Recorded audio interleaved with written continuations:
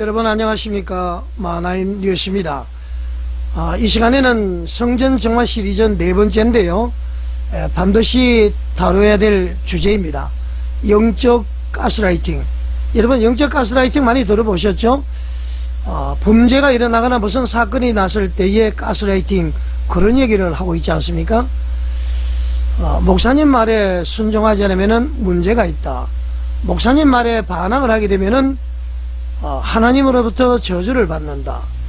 목사님의 문제는 주의 종이기 때문에 하나님께서 처리하신다. 교회의 문제를 제기하면은 믿음이 없는 것이다. 의심하지 말고 무조건 따르라. 제사보다도 순종이 낫다. 그런 얘기를 여러분 많이 들어보고 있지 않습니까?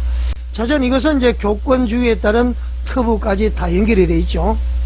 자, 우리는 하나님의 자녀죠. 하나님의 자녀이기 때문에 하나님께 길을 들여줘야지 교회의 제도에 의해서, 목사에 의해서, 장로에 의해서 구조적으로 이렇게 순종, 복종, 이것 여러분 성경적이라고 생각하십니까? 절대 그렇지가 않습니다. 자, 그러면 근본적으로 가스라이팅이라는 게 무엇일까요, 여러분? 상대방을 말이죠, 마음을 막 흔들고요, 환경을 만들어서 스스로 상대방이 판단하지 못하게 만들어버리는 것, 철저하게 그것을 주입시키는 사람 말만 따르도록 하는 것, 그것이 바로 여러분 가스라이팅이다, 그렇게 이야기를 합니다. 자, 범죄 세계에서는 그냥 가스라이팅이고요, 교회에서는 영적으로 가스라이팅이다, 그런 얘기죠. 자, 이런 가스라이팅이 교회 안에서 말이죠, 어떻게 사용이 됩니까? 영적 권위라는 이름으로 사용이 되죠. 나는 목사니까, 주의 종이니까, 나는 말씀을 가르치니까, 나는 말씀의 대원자니까, 나는 하나님으로부터 특별한 권세를 받았으니까, 이런 이제 영적인 권위를 가지고 사용을 합니다. 그렇기 때문에 사람들이 따를 수밖에 없는데, 이것부터 우리가 다 고정관념에서 탈피를 해야 되는 것이죠. 아까 이야기한 베드로전서 2장 9절. 자, 영적 권위라는 이름으로 가스라이팅이 자행이 되는데요, 성경은 이렇게 얘기를 하고 있습니다. 자, 요한일서 4장 1절에 보게 되면은 모든 영을 다 믿지 말고 시험하라 그랬습니다. 그러니까 교회에서도요, 목사로부터, 장로로부터, 선생으로부터 여러가지 말씀을 오게 되면은 그대로 받아들이지 말고 우리가 기도하는 가운데에 하나님으로부터 영분별의 영, 지식과 지혜와 믿음의 은사, 이걸 통해서 다 판단을 하라, 그런 얘기입니다. 무조건 순종하라, 그런 얘기가 아니에요. 그리고요, 데살로니가전서 5장 21절에 보게 되면은 범사에 헤아려 좋은 것을 취하라고 그랬습니다. 전부 다 취하라는 것이 아니라 판단을 해서 취하라, 내 것으로 만들어라, 그런 것입니다. 자, 그래서 이 말씀을 봤을 때 성경은 복종을 이야기합니까? 무조건 맹종을 이야기합니까? 그렇지가 않습니다. 판단을 하라, 그런 얘기입니다. 분명히 성경은 분별을 명령합니다. 교회에서 말이죠, 제도적으로 목사님들이, 장로들이 막 이야기를 하더라도 그대로 다 받아들이는 것이 바로 비성경적이라는 것을 알아야 됩니다. 여러분들 이해가 되시죠? 절대 불순종, 하나님의 말씀을 거역하는 것이 아니라는 것을 여러분들이 아셔야 됩니다. 우리 평신도들이, 평신도가 아니죠, 우리 성도들입니다. 평신도 개념은 가톨릭에서 있는 제도가 평신도 제도입니다. 우리는 다 왕같은 제사장, 택하신 족속, 거룩한 나라, 그의 소유가 된 백성이기 때문에 똑같습니다. 단 목사, 장로, 집사, 권사로 나누어져 있는 것이죠. 교회 안에서 말이죠, 여러분 가스라이팅의 실제 사례 한번 볼까요? 제가 드리는 이거 외에도 여러 가지가 있을 겁니다. 자, 현실을 한번 보겠습니다. 교회의 치리에 대해서, 목사님의 말씀에 대해서 문제를 제기하고 의문을 표시하고 질문을 하게 되면은 왜 그렇게 어느 성도님은 그렇게 의심이 많습니까? 왜 이렇게 믿음이 부족합니까? 자, 믿음이라는 것은 목사나 장로나 그런 사람들이 판단할 것이 아니에요. 물론 이제 오토바이스는 할 수가 있습니다만은 의심이 많고 믿음이 부족하고 그런 것이 아니에요. 의문을 표시하고 질문하고 치리에 대해서 말이죠, 궁금증을 이야기한다고 해서 성경이 어떻게 이야기합니까? 잠언서 1장 5절에 이렇게 나와 있습니다. 지혜 있는 자는 듣고 학식이 더할 것이요. 그러니까 질문을 통해서 많이 듣고 그러므로 해서 학식이 두해진다. 하나님 말씀과 점점 더 가까이 간다. 그런 것입니다. 그러니까 꼭 우리 교회 담임 목사님에게만 말씀 듣는 것이 아니라 여러 방면에서 말씀을 듣고 학식이 두해지는 것이다. 그렇게 성경은 이야기를 하고 있습니다. 자, 여러분, 의문을 표시하거나 이의를 제기하거나 질문은 믿음 없는 것이 아니고요, 바로 지혜의 시작이라는 것을 알 수가 있습니다. 성령의 9가지 은사 아시죠? 지혜의 은사, 지식의 은사, 제일 먼저 지혜의 은사 나오지 않습니까? 자, 두 번째로 말이죠, 비판하면 불순종이라는 개념이 우리 교회에서 있습니다. 하나님의 종을 건드린다? 하나님 종, 주의 종, 목사님의 말씀을 거역하게 되면 벌을 받는다? 자, 성경은 어떻게 이야기를 하고 있습니까? 디모데전서 5장 19절에 말이죠, 분명히 이렇게 나와 있습니다. 장로들에 대한 고발은 두세 증인으로 받으라. 그러니까 장로들에 대한 고발, 문제 제기를 한 사람으로 하면 좀 문제가 되고 두세 증인으로 하게 될 때는 그것을 받으라. 그러니까 장로들에 대해서 문제 제기를 할 수 있다는 것이 성경 말씀인 것입니다. 목사에 대해서, 장로에 대해서, 교사들에 대해서 여러 가지 문제를 제기할 수 있습니다. 지금 제가 제보를 받았는데 어느 교회는 말이죠, 장로님들이 교회 사모님의 월권으로 인해서 목사님에게 건의를 했는데 그게 괘씸죄가 걸려서 장로들을 막 정직 처분을 내려봤습니다. 재판을 해서. 그것도 말이죠, 절차를 위반하는 재판으로. 이거 여러분, 하나님이 기뻐하시는 건 아닙니다. 장로들에 대한 고발 두세 증인으로 받으라고 그랬습니다. 그러니까 이 신청을 하고 무슨 제기하는 것은 성경적이다, 이렇게 볼 수가 있습니다. 그래서 한마디로 이야기하면은 장로들에 대해서 두세 증인을 통해서 조사를 하라, 이 말은 성경도 지도자 검증을 말씀을 하고 있습니다. 지도자 검증은 누가 합니까? 하나님이 하십니까? 아닙니다. 그 공동체 안에서 하게 되는 것이죠. 자, 세 번째로 가스라이팅에 어떤 것이 있느냐? 우리 교회를 떠나면 저주한다. 헌금을 하지 않으면 저주받는다. 돈을 많이 내면 복을 받는다.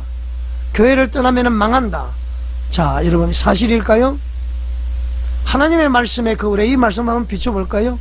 로마서 14장 12절에는 이렇게 나와 있습니다. 각 사람이 자기 일을 하나님께 짓고 하리라. 바로 말씀하리라. 누구의 이름으로? 예수님의 이름으로. 그러니까 우리는 목사님 앞이 아니라, 장로 앞이 아니라 바로 하나님 앞에 서는 존재인 것입니다. 하나님의 이름에 앞에, 하나님 앞에 바로 서는 존재인 것입니다. 목사님이, 장로님이 우리의 걸림돌이 될 수가 없는 것이죠. 왜 말이죠, 교회를 떠나면은 저주를 받습니까? 그렇지가 않습니다, 여러분. 자, 여러분, 방금 제가 이제 세 가지 이야기했죠. 이 구조가 지속이 되면 어떤 구조죠? 질문하면은, 의문을 표시하면은, 이 일을 제기하면은 문제가 있는 사람이야. 비판하면은 불순종이야. 불순종하지 마. 교회를 떠나면 배신자야. 이런 구조가 계속 지속이 되면은 성도들은 어떻습니까? 자기의 생각을 멈춰버립니다. 중지가 돼버립니다. 판단을 포기합니다. 하자는 대로 따라갈 수밖에 없는 것이죠. 그것이 순종이 아니라, 그건 순종이 아닌 맹종, 복종이고 말이죠. 그 잘못된 것입니다. 완전히 가스라이팅의 결과인 것입니다. 그것이 지속이 되다 보니까 하나님보다는 사람을 따라가게 되죠. 그러니까죠, 하나님이 계셔야 될 자리에 사람이 있는 것이죠. 목사가 있는 것이죠. 장로가 있는 것이죠. 이거 지속이 되면은 한국교회 희망이 없습니다. 목사님에게 순종하면은 교회가 잘되고 복받고, 이거 제가 분명히 아니라고 그랬습니다. 그렇게 말하는 놈은 이단입니다. 이단. 성경은 분명히 말씀하고 있습니다. 고린도전서 1장 12절에서 13절을 쭉 보게 되면 요지가요, 너희는 사람을 따르지 말라, 이 말씀의 요지입니다. 고린도전서 1장 12절에서 13절 말씀이에요. 다시 한번 말씀드릴까요? 너희는 사람을 따르지 말라. 누구를 따라야 됩니까? 하나님 따라야 됩니다. 또 마태복음 23장 8절에 너희는 다 형제니라. 목사도 장로도 권사도 집사도 다 형제입니다. 일반 성도들도. 이 말씀은 무엇이죠? 교회는 계급구조가 아니라 형제 공동체라는 얘기입니다. 순종하고 복종하고 이런 과정이 아니에요. 성경에서의 순종은 하나님 말씀에 순종하는 것이지 목사의 말에 순종하는 것이 아니라는 것입니다. 치열한 토론을 통해서, 대화를 통해서 공동체 화평을 위해서 우리가 나아가는 것입니다. 여러분, 우리 다 하나님의 자녀니까 말이죠. 자, 성경적으로 신앙의 본질이 뭐죠? 성경은 분명히 이렇게 선언하고 있습니다. 베드로전서 2장 9절, 너희는 택하신 족속이요 왕같은 제사장이요 거룩한 나라요 그의 소유가 된 백성. 이 말이 무엇이죠, 여러분? 우리들은 예수님의 이름으로 하나님과 직접 관계하는 존재다. 하나님과 직접 교제하는 존재다. 그런 것입니다. 그래서 예수님은 우리에게 이렇게 말씀하셨어요. 요한복음 15장 15절에 너희를 종이라 하지 아니하고 친구라 하였노니, 우리가 예수님의 친구예요. 예수님의 친구인 우리를 감히 누가 정죄합니까? 감히 우리를 누가 말이죠, 강아지를 가스라이팅 하듯이 우리가 가스라이팅 합니까, 우리를? 자, 하나님은 여러분 우리를 통제하지 않습니다. 하나님은 우리를 관계로 부르시고 계신다는 것을 우리는 알아야 됩니다. 문제는 말이죠, 순종이 아니에요. 문제는 맹종입니다. 맹종이 잘못된 것이죠. 문제는 또 권위라기보다도 권위 남용입니다. 물론 이제 목사, 장로로서, 선생으로서 말이죠, 권위를 가지고요, 또 말씀을 가르쳐 주니까 공경하고 존경을 해야 되는데요, 그것이 말이죠, 권위가 아니라 영적으로 완전히 권위 남용이 될 때 이것이 이제 가스라이팅이 되어버리는 것이죠. 완전히 기계적인 인간이 되어버립니다. 성경은 이렇게 경고를 하고 있습니다. 마태복음 7장 15절에요 거짓 선지자들을 삼가라고 그랬습니다. 7장 16절에는 그들의 열매로 그들을 알리라고 그랬습니다. 자, 여러분 교회의 목사님, 장로님들 열매를 보십시오. 저 사람이 썩어져가는 구습을 쫓는 옛사람인가, 의와 진리의 거룩함으로 지으심을 받은 새사람인가 판단해 보시기 바랍니다. 사랑과 희락과 화평의 열매를 가지고 있느냐, 오래 참음과 자비와 양선의 열매를 가지고 있느냐, 충성과 온유와 절제의 열매를 가지고 있느냐. 이거 없으면 여러분 그런 사람들 따라가면 되지 않습니다. 자, 이제 여러분 스스로 교회 신앙생활 할 때에 이렇게 여러분들에게 물어보십시오. 여러분 스스로에게 질문해 보시라는 겁니다. 이것이 하나님의 뜻인가, 아니면 사람의 통제인가? 진짜 믿음은 여러분 생각을 멈추는 것이 아니라 진리를 분별하는 것입니다. 여러분, 지금이 바로 말이죠, 성전을 깨끗하게 할 때입니다. 지금 말이죠, 우리 성도들이 올바른 신앙을 가지고 있으면은 절대로 말이죠, 육신의 정욕, 안목의 정욕, 이성의 자랑의 욕심을 가지고는 이런 삭분들, 가짜 목자들을 다 주의 이름으로 물리칠 수가 있습니다. 여러분들 목사님과 장로들과 싸우라는 얘기가 아니에요. 여러분이 하나님의 자녀로서 올바른 권리 행사를 하라, 그런 얘기입니다. 주 앞에서는 다 양이라는 것을 잊어버리지 마시기 바랍니다. 곳곳에 말이죠, 한국교회가 희망이 없다고 절망할 것이 아니라 우리가 계몽 무지에서 깨어나면은, 말씀 위에 바로 서게 되면은 우리 한국교회 바로 든든하게 세워서 갈 수가 있다는 것을 여러분에게 말씀을 드립니다. 자, 여러분은 어떻게 생각하십니까? 시청해 주셔서 감사드립니다.